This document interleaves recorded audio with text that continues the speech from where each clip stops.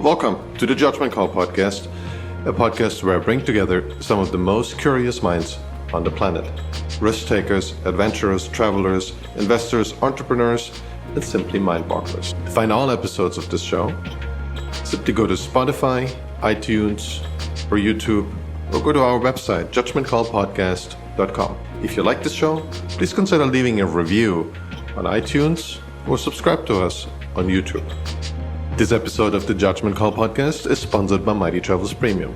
Full disclosure, this is my business. What we do at Mighty Travels Premium is to find the airfare deals that you really want. Thousands of subscribers have saved up to 95% in their airfare. Those include $150 round-trip tickets to Hawaii from many cities in the US, or $600 lie-flat tickets in business class from the US to Asia, or $100 business class lie-flat tickets from Africa round-trip all the way to Asia. In case you didn't know, about half the world is open for business again and accepts travelers. Most of those countries are in South America, Africa, and Eastern Europe. To try out Mighty Travels Premium, go to mightytravels.com/MTP, or if that's too many letters for you, simply go to MTP, the number 4, and the letter U.com to sign up for your 30-day free trial.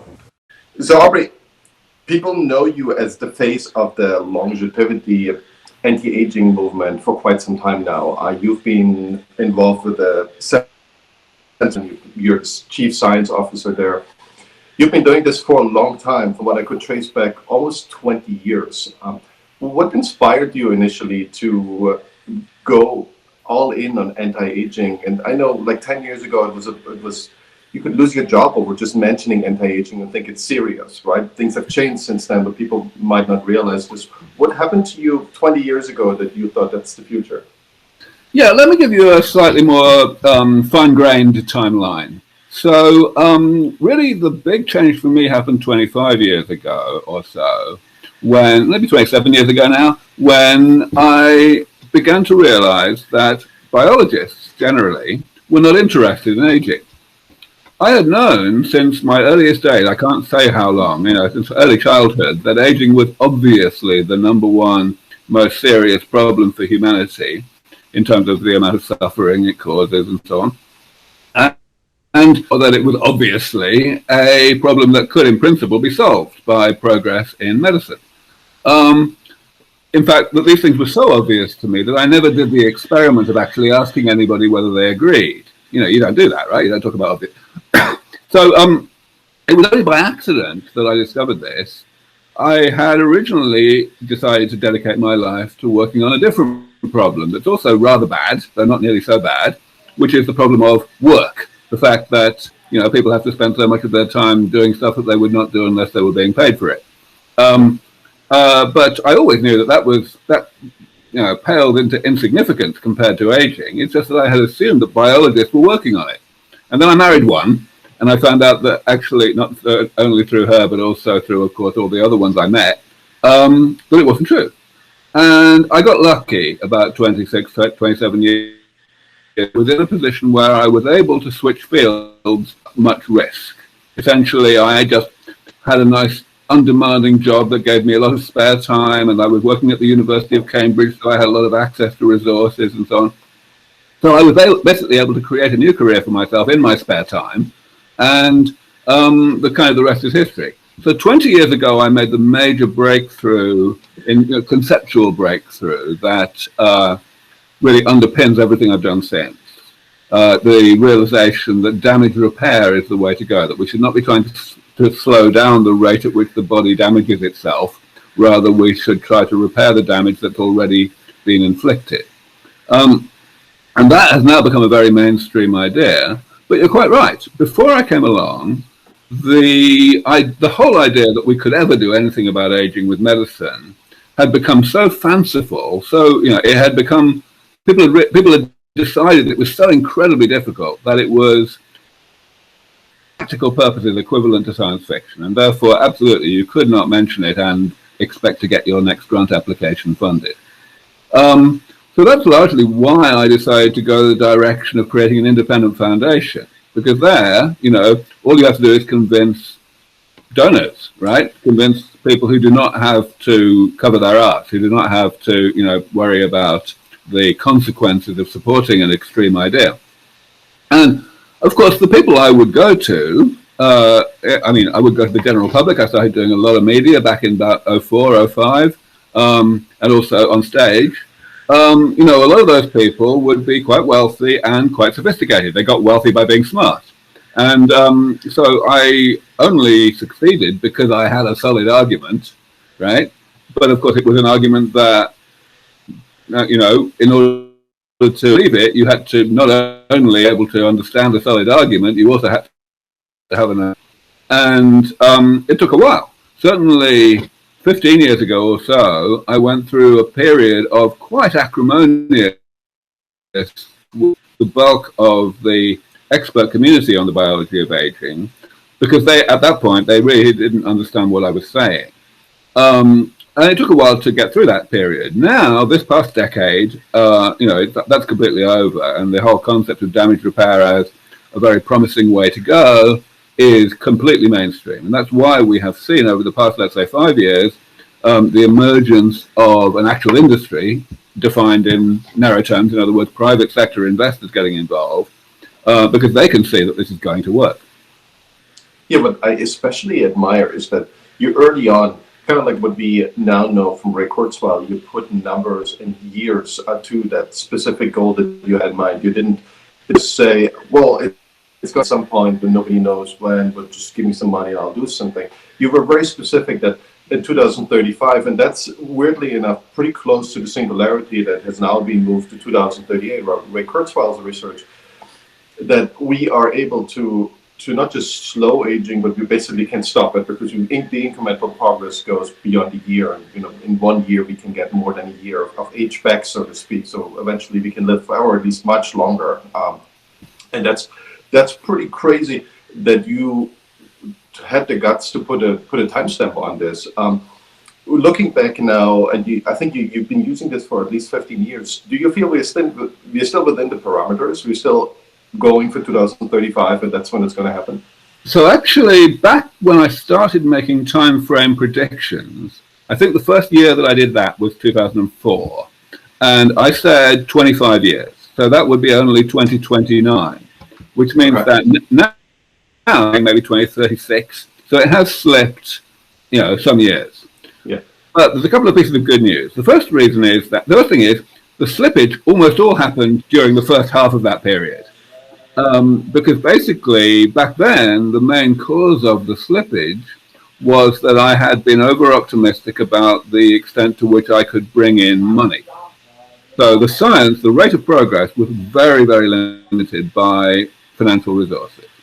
Some of it is still limited by financial resources, but a lot of it is not, precisely because of what I mentioned a moment ago about the private sector getting involved. Investors they write bigger checks than donors do on average.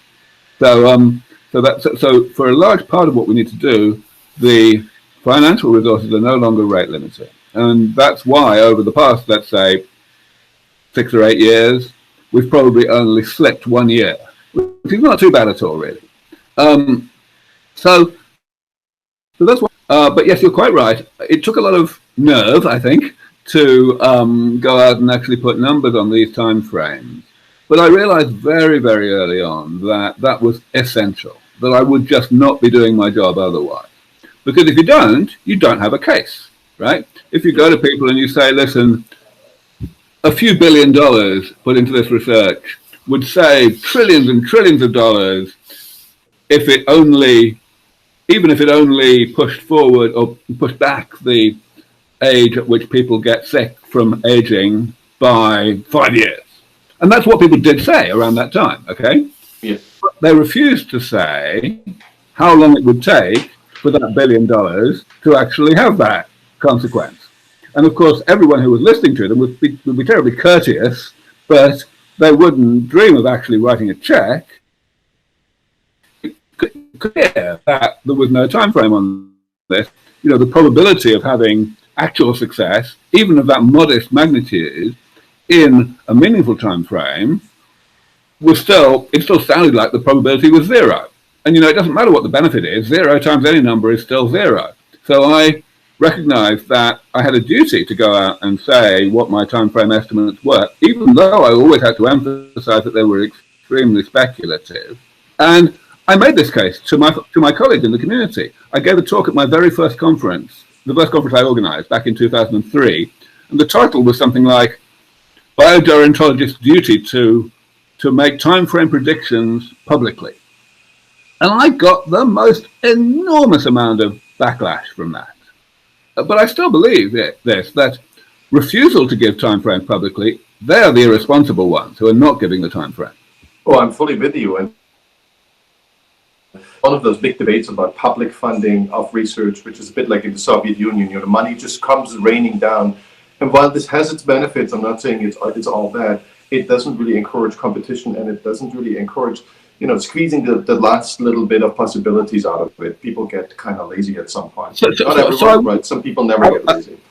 So I want to break that apart a little bit, because I certainly I have no problem with capitalism. I think competition is good, but I don't think it's the big thing here.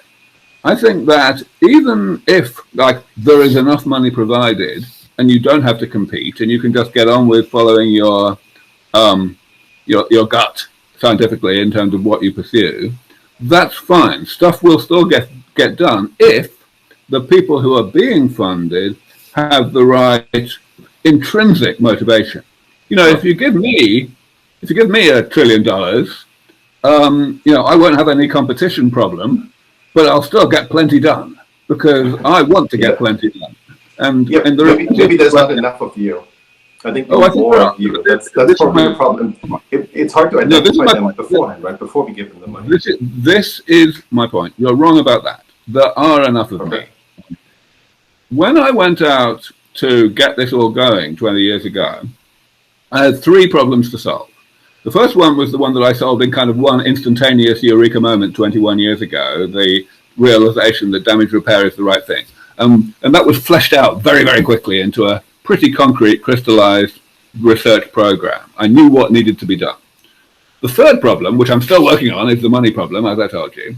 But the second problem was actually surprisingly easy to solve. The second problem was to persuade my colleagues within the scientific community that if only I could pay them, they would do this cool thing, right? They would work on these cool projects that historically they were not working on, even though they were in their arena of expertise, just because they weren't getting paid to do so.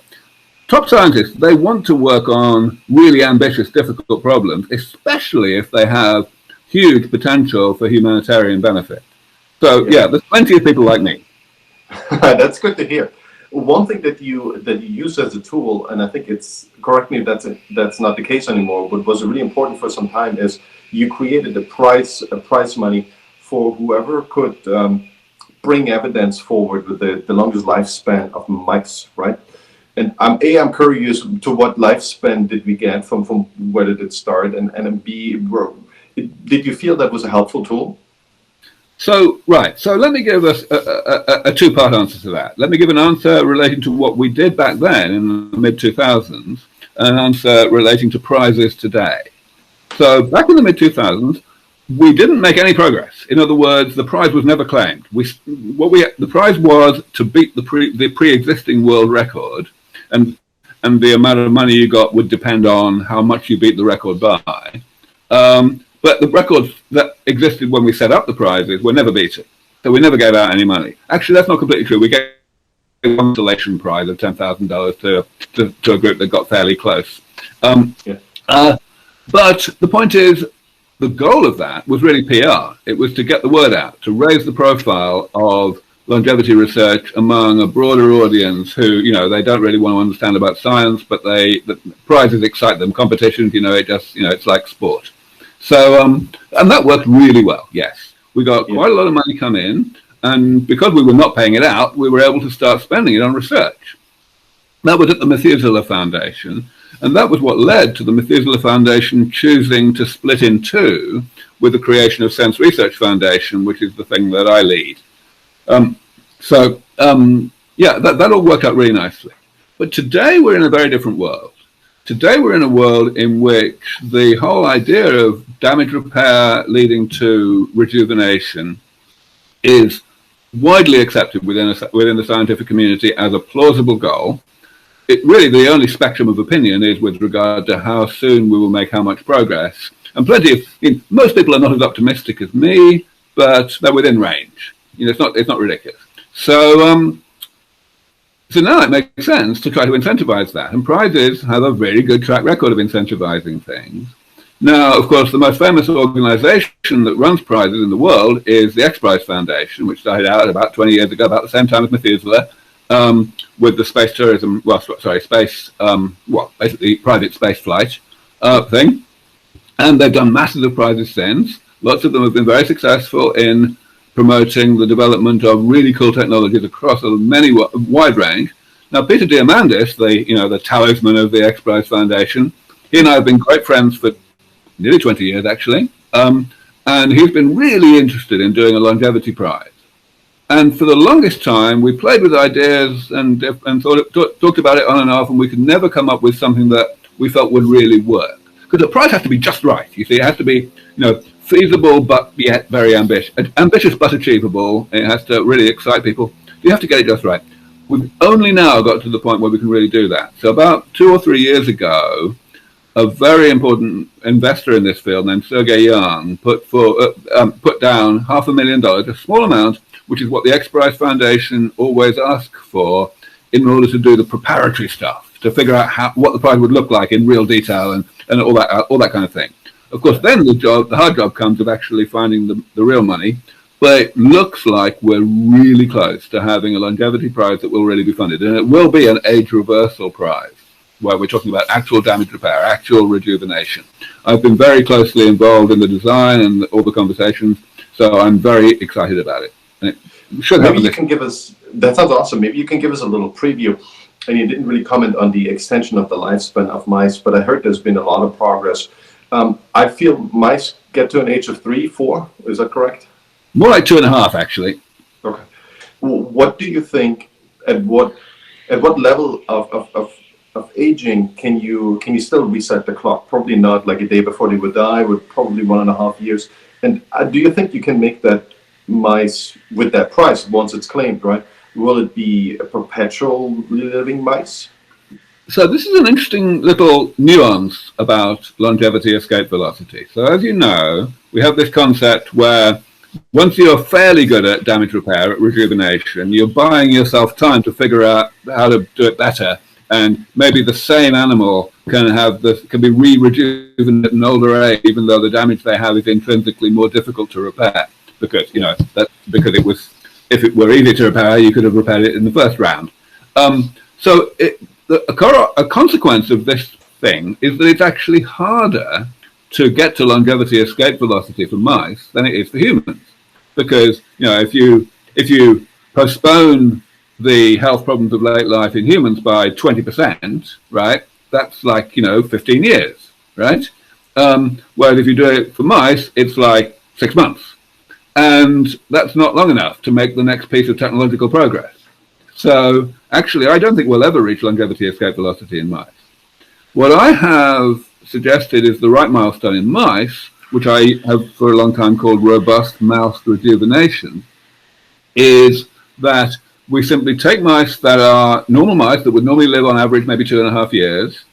And as you say, we wait until they're, let's say, 1.5. We don't wait until they're almost dead, but we wait until they're starting, the more fragile ones may be getting sick, okay? And then we throw the kitchen sink at them. We throw all manner of different damage repair therapies at them, and we postpone their health problems by a year or so. So basically what we're doing is we're doubling or maybe trebling, if we're lucky, the remaining lifespan of these mice. I think that would be a sufficiently dramatic goal that no expert on the biology of aging could continue to say, listen, this is science fiction. At the moment, we're on that cusp. We're really close to that cusp already. In other words, I may be being overly conservative about my colleagues' opinions here. It may be that my colleagues will be able to come out and say kind of the things that I've been saying for the past 15 years, with a considerably less dramatic amount of progress than that. like maybe only adding 50%. The key thing is late onset intervention. You do nothing whatsoever to your mice, whether it's or pharmacological or dietary or anything, until they're already in middle age. That's the key. And at the moment, we can only add maybe 3 or 4 months to mice if we start that late. That's plenty, but it's not enough to be exciting. If we could add a year, game over. I think my colleagues will all be happy to come out and say, listen, it's only a matter of time before we can do this for humans. They may still be more cautious than me about putting actual numbers on that, but I think they will be sufficiently gung-ho, optimistic, that it will be enough to shift public opinion to say, oh shit, it's really coming. Because there's going to be this unbelievably sudden tipping point there where the herd mentality is going to kick in. I'm super excited, and I know you've been spinning out a bunch of companies that took what you've been researching over the years, and they're trying to make it commercial, a commercially successful product. And yeah, I also heard you say that you're very optimistic that funding is not just coming in from a donation perspective. I mean, usually old people are rich, so there is a big incentive to harvest that amount of money, but also that a lot of VCs are discovering that space, investing in longevity companies. When you look at the seed stage and the early stage VCs, how many deals do you see? Are we talking about a handful? Are we talking about hundreds that are happening under our eyes? How big is this by now? It's growing insanely fast, exponentially. 5 years ago, there was no industry at all. There was like the first one venture fund in longevity. And there were no angel investors to speak of. Now there's hundreds of companies. There's dozens and dozens of investors that are quite active. Not just angel investors, even institutional investors are coming in. Companies are going public. Everything's happening. The companies that we've spun out, well, we're very happy about it. We've spun out half a dozen projects as spin-out companies, but we are just the tip of the iceberg. It's huge now. And, it's just going to carry on growing because everyone's seeing that this is not a full storm. There's such a huge amount of diversity in the technologies that are being pursued, and, some people are going to win. Of course, early stage investment is the same as it is in any sector. You need to diversify and hedge your bets in order to take a lot of shots on goal in order to be sure that you will actually profit. But, there are lots of people out there who not only understand the humanitarian value of this mission, but who also see that this is going to be a way to make the most insane amount of money down the road, maybe 10 years from now. I mean, even the time frames are not very long. I've talked about 15 years from now or so as when we will actually have a good chance of reaching longevity escape velocity. But there's going to be masses of money before then, way before then, in terms of treatments for example, congenital diseases that cause an accelerated accumulation of one particular type of damage, and therefore, the medical treatments for them that you can make money out of. On top of that, of course, the treatments don't even have to have gone all the way through to regulatory approval before money can be made, because, IPOs and acquisitions and so on are already happening, and those constitute extremely happy exits for early investors, and that's already happening. But yeah, it's insane right now. And it's crazy for me because, of course, I'm the least entrepreneurial person you'll ever meet. I have no real interest in making money myself, but yet I'm the nexus of all this just because I've been around for a long time and I'm the top Google hit. So, investors will come to me every week saying, like... You certainly have the reality distortion field. I think that we all need as entrepreneurs. I think you're a prime example of pulling this off, right? You're the Elon Musk of that field. I try to be. No, I mean, that already speaks for itself, your success. When you think about the next 10 years, I mean, this all sounds like a Manhattan project. Like it's something that is probably bigger than a Manhattan project, right? We don't build bombs that in the end, we don't really needed them for anything. We could have used them for clean energy, but we kind of didn't get there yet. Maybe it's going to happen one day. But this is something that humanity has dreamed of since the beginning, that we can live very long, not just necessarily forever. I mean, that would be great, but just much longer. So I think it's still, I can see the snowball is coming, but it isn't yet in the public's eye yet. At least maybe we're just a year or two away from that.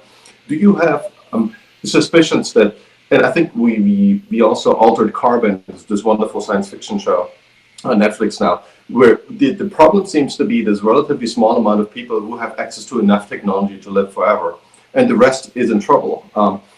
Do you think there's something morally, and I think a lot of people think about that immediately, they're drawn to this moral conclusion, something similar could happen to longevity, where we only see a small percentage of the population having access to this tech?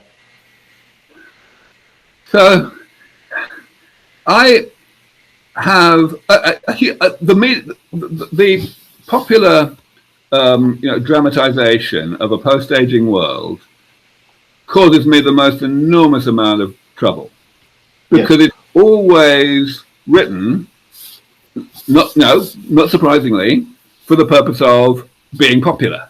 Selling units, selling books, selling seats in cinemas, and inevitably, the way you do that is you pander to people's prejudices. You try to make them come out of the theatre feeling good. Now, unfortunately, when it comes to aging, the way to do that is to tell people that aging is a blessing in disguise, because that helps them to put it out of their minds and get on with their miserably short lives and, not think about it. And in particular, it helps them not to spend their time being preoccupied and being in danger of getting their hopes up, and then things go a bit more slowly than they had hoped, and their hopes are dashed. People are just terrified of that. And of course, it's not surprising that they're terrified of it, because aging is terrifying. And also because, as you say, since the dawn of civilization, we have known that aging is terrifying, and people have been coming along, a steady stream of people have been coming along saying they know what to do about it, and they've always been wrong. So it's reasonable to have a certain amount of skepticism when the next person comes along and says he knows how to fix it, right? I'm not blaming anyone for this, but it's an enormous obstacle for me when people's views get entrenched in this way, whether it's to do with overpopulation or whether it's to do with dictators living forever or the life being boring or whatever. So to answer the specific question you asked about inequality of access, there's a trivial rebuttal of that fear, which is, hello, aging is really expensive. At the moment, the vast majority of the medical budget of the Western world, and indeed, a very rapidly increasing proportion of the budget of the developing world, is spent on the health problems of late life, which we're not going to have anymore. Prevention is rather better than cure. So even if these therapies are initially quite expensive to deliver, there's no way that expense is going to be passed on to the general public, because, and this is even true in a really tax-averse society like the US, for example, because it would be economically suicidal. I mean, even forgetting about the humanitarian imperative to make this university available, or for that matter, the electoral imperative, because we know that those two things don't necessarily pan out. The economic imperative always pans out, and it is unequivocal.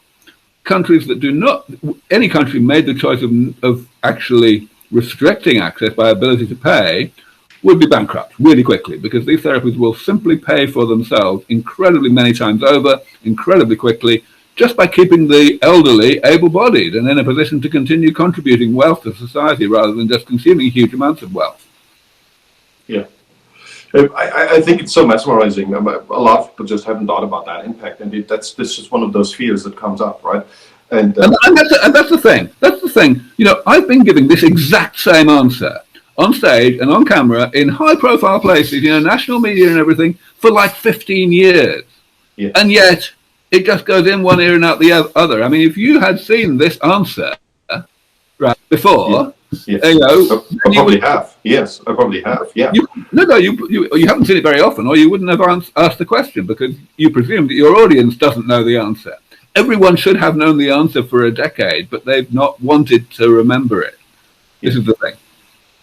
Do you feel personally a bit of a burnout, because you've been on this mission for 25 years and now you're definitely successful, but obviously you're not as successful as probably in your wildest dream. Your wildest dreams, you're already done with it, right? So it's solved, and you go on to the next thing.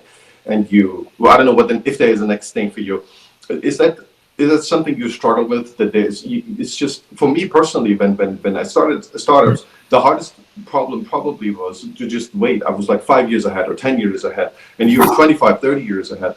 It's just waiting until that day arrives is incredibly, it's just difficult. It's frustrating, and it's disappointing, right? Because you're never right there.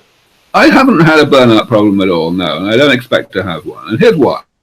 I get a lot of positive feedback. Yeah. I get people coming up to me in the street all the time, congratulating me and thanking me for my work and everything. It's pretty hard to get disillusioned when that happens. So the people that I really look up to are the foot soldiers, the people who are just as dedicated as me, and they work just as hard, and nobody knows them, and they don't get any of that. Those are the people I really look up to. I've never, I'm really privileged. Yeah. That's great to hear that this is, we want you to be in that position for as long as possible, hopefully forever. But I was talking with my son in the preparation for the show, and he was basically saying, so why don't we live forever? So why is that even a problem? Why wasn't it solved before? And, my immediate answer was, well, you know what? Most likely the population would have been so much smaller. So we would have invented this tech in the 17th century, right? Would we still have that amount of people? So the question would be, are we still growing the population? We can all live forever if the old people never go away. And will we go to 100 billion on Earth? So, this is, of course, another question that I've been answering for about 15 years, and it's a bit frustrating. So, going to other planets to keep the population problem under control is ridiculous. It's ridiculous for a bunch of reasons. First of all, there's only so many planets we can get to, or even so many spaceships we can build in a certain amount of time.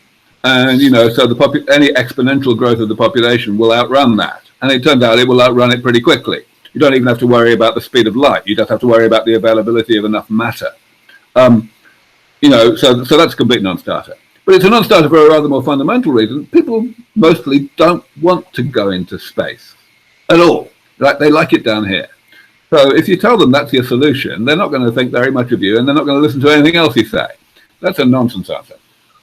A good answer, but not the best answer, is, well, actually, look what's happening. Whenever any society reaches a certain amount of female education and emancipation and prosperity, fertility rates plummet.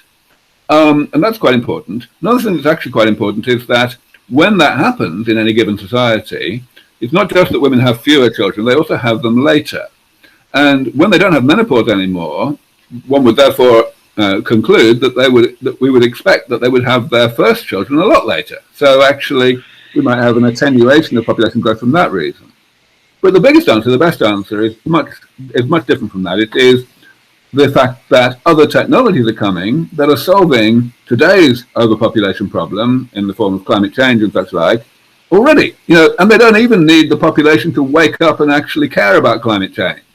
All that's happening is, technology is making renewable energy cheaper than fossil fuels. And of course, it's not just that, it's also artificial meat that's coming really fast, and, it's going to be cheaper and tastier than real meat. And, whether it's desalination or, bacteria that eat plastics, all of these things, because overpopulation has never been and will not for hundreds and hundreds of years be a problem of having enough space.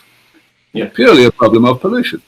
I'm fully with you. So a lot of people make that argument that human ingenuity just came to an end and now we need to bring in big government action. Oh, I don't think that's necessary. Yes, we should think about it. But if we run into these problems, even if they're global and they're more scary than they used to be, I think there's a lot of solutions that come out of human ingenuity and need, right? So once we feel the need, we can react. Now we might be a little late, who knows? But I have a lot of trust. Yeah. What I'm saying is that this is the case where we don't even need to feel the need. We don't even need to feel, oh God, climate change is actually a really bad thing. Let's try and fix it. All we have to do is rely on technology to produce solutions because we don't like spending more money than necessary on our electricity bill.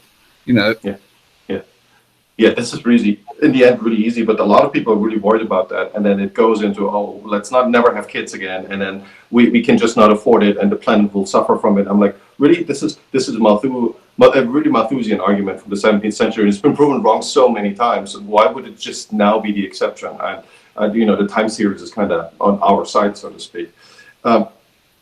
When you look into what the world looks like past singularity, that's where Kurzweil's theme is not necessarily related to aging, but I think it is because if we get this confidence that we can live forever, right? At least from a health perspective, if we have an accident, well, we still have problems. But he makes a lot of more predictions that nanobots will take over and they will be able to heal things that even in an accident have been damaged.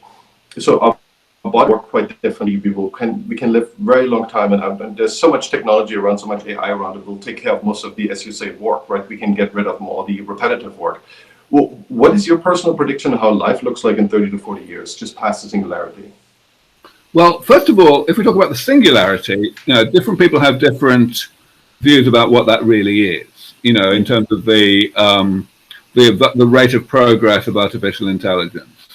I'm actually fairly conservative about that. I used to work in artificial intelligence research before I was a gerontologist, but I'm not saying that means I'm necessarily right. There's definitely a spectrum of opinion here.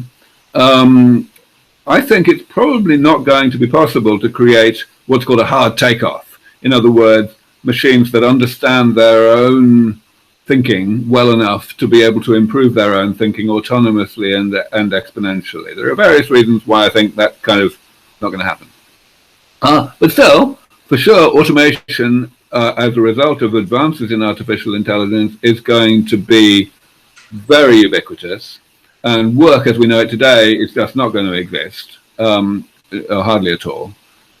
So, that's kind of why I got into that field in the first place, of course. Other than that, I really don't know. I mean, if we look back 40 years in the past, no one would have predicted anything like what we see today with the internet. So, I think it's just a fool's errand to try to predict how life's going to be in any respect that could be dependent on the emergence or the adoption of future technologies. All we can really say is, we will have plenty of people who are chronologically older than today, but we will have almost nobody who is biologically old, and that will definitely be viewed as a very good thing. Yeah, I'm just such a sucker for science fiction. I always try to find out what could be these possibilities. Obviously, we can talk forever about the possibilities. That's not what this is about. We need to actually zone in on a specific prediction. I fully understand your point of view. From what I understand from aging, we will never say we want to all be at the level where we were when we were 28. Even if we age until 2035, beyond that, we can just come back to 28 in terms of biological or like outside age, so to speak, not chronological age.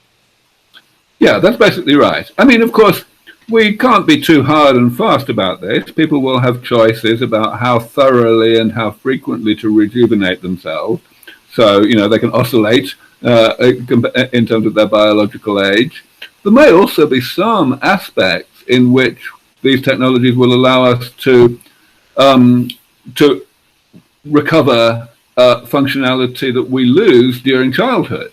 Like, for example, the ability to learn new things like how to swim well or how to ride a bicycle or whatever. These things get a lot harder after the age of, 5 or 10. And we may be able to restore that kind of plasticity. We just don't know yet. Do you think, when we talk about the we're not aging anymore, we'll keep everything that's, you said there's a bunch of abilities that we can maybe bring back from childhood, but we keep all our memories, right? So memory won't be affected, and our personality is obviously not affected. It's literally just, the bones and the skin around us and the organs inside. Right, exactly, yeah. I mean, certainly the brain itself undergoes aging. There is, molecular waste products that accumulate and cells die and so on. And so in that sense, the brain is just the same as the rest of the body. But memories and personality, of course, are not stored in individual neurons. They're stored holographically, if you like, in a distributed way. So yeah, the idea is to restore and maintain that. It sounds incredible.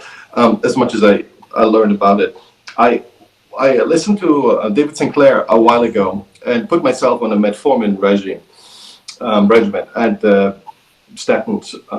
Do you think there is some music in these? Metformin comes out of diabetic research. There is some music into these medication that these drugs we've already developed, but we never thought about that they would extend our lifespan, or that's just something that's not interesting enough. Well, I mean, it's definitely interesting. There are certainly examples, and metformin arguably is a good one, of drugs that do more than they were originally expected to do, and so they end up being used what's called off-label, and we find out more. And certainly the interest in metformin right now arises very largely from the discovery, from the realization that people who were taking metformin because they were diabetic actually had a longer average lifespan, in other words, a lower all-cause mortality than the average population. In other words, people who did not have diabetes in the first place, which is a big deal. Yeah, I mean, for a typical person, the evidence is piling up that metformin is probably quite good for you. We've talked about low-dose aspirin for a decade or more now, and there are various things like this. I myself don't take anything, but that's not in conflict with what I just said, because I am unusually young for my age. I've been tested for my biological age in various ways, maybe half a dozen times over the past 20 years, and I always come out ridiculously younger than normal. So the rational thing for me to do is to take an unusually conservative strategy, and if it ain't broke, don't fix it kind of thing. That doesn't mean that I think that it's wrong for other people to do these things. So I'm not a medical doctor, I'm a PhD, not an MD, so I don't make medical recommendations, but I think it's definitely not obviously dumb to be.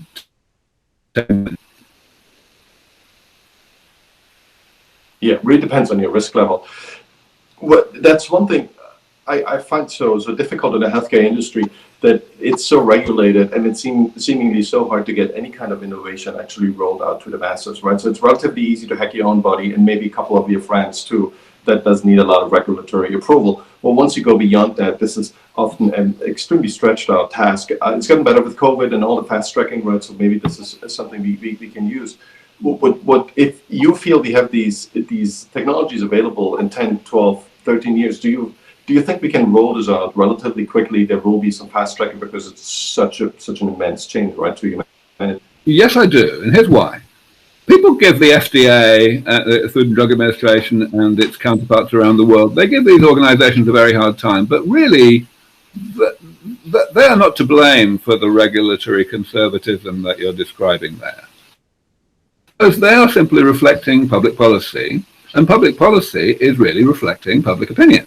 Fact is, when one person dies on a clinical trial, it is major news, and bad shit happens. Lots of stuff gets closed down. Whereas when people don't get drugs because they haven't been approved yet, when they could have been, that doesn't make the headlines. So it's really just because bad news sells that we have this risk aversion in society. And as you say, events, unfold that are capable of shifting public opinion and thus public policy. And that, I believe, is exactly what's going to happen. COVID has definitely helped. I have written an editorial recently in my journal that was describing COVID as the biggest lifesaver of all time in the long run. That's going to be controversial. Okay. Well, that's what I did. But the point is, it's not just COVID here.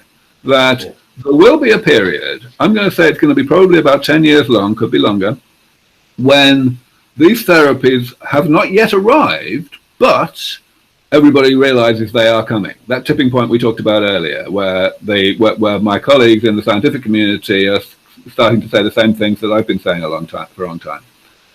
So, that is the period when there's going to be real turbulence, but it's also the period when all of this is going to shake down, when, public opinion and public policy are going to be, optimized to a far greater extent to lubricate and expedite the developmental pathway of these drugs through clinical trials and regulatory approval. I think the fact that COVID vaccines took a year to develop when the previous world record was like 10 years, that's just the beginning. Yeah. Well, I'm a big subscriber to Peter Thiel's lamentation, where he says, well, nothing really happened outside the semiconductor field for the last 50 years. The productivity growth is just crap. We are children of science fiction. We have very different expectations. There's definitely a couple more exceptions. But I was thinking, well, maybe we are reversing to the mean now. We haven't seen much in the last 50 years. That's why we see the next 10, 20, 30 years. We see a ton of those because we just go back to the normal rate of progress that's, been very stable over the last couple of centuries. Right, yeah. I mean, it depends on, it's in the eye of the, of course. It depends what you're looking at. And very often the headline rate of progress, in other words, what you see in terms of actual,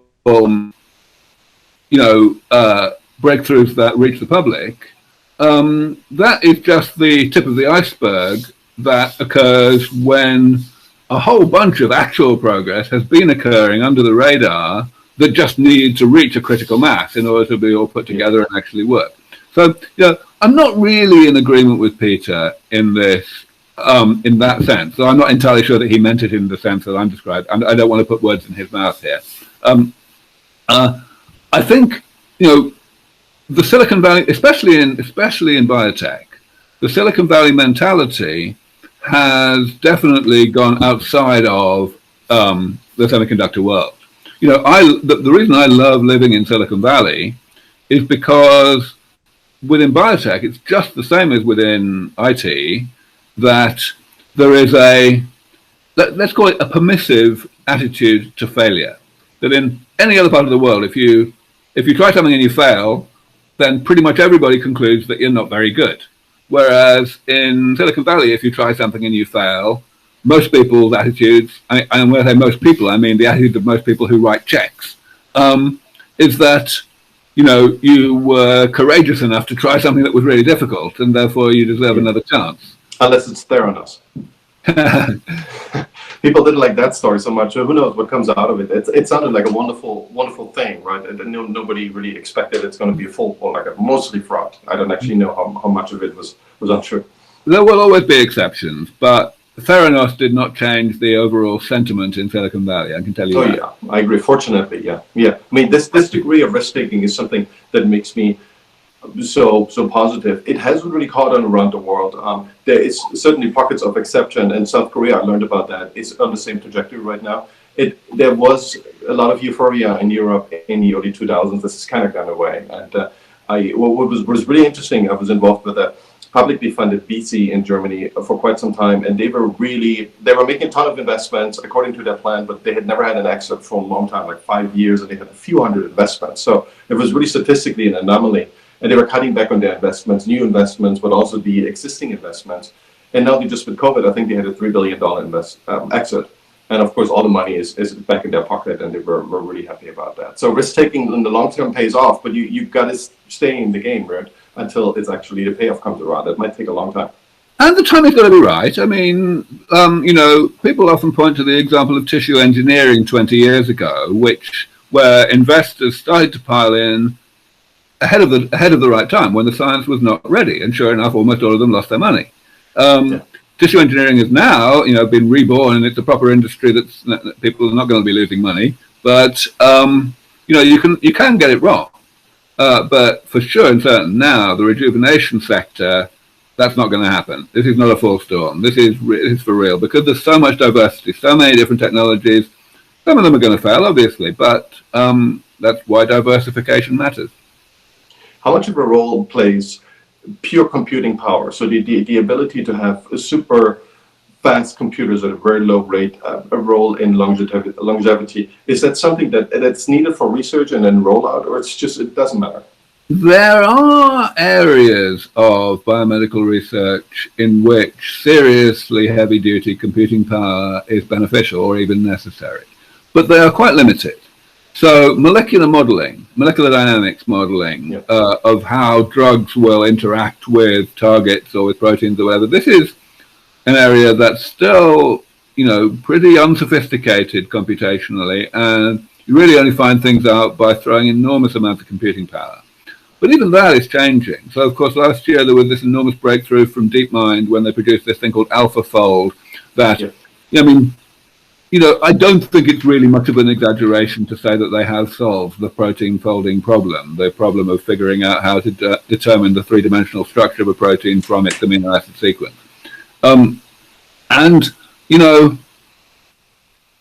Yes, they threw an enormous amount of CPU power at it, but the point about machine learning is you end up with a system where that computing power has more or less done its work.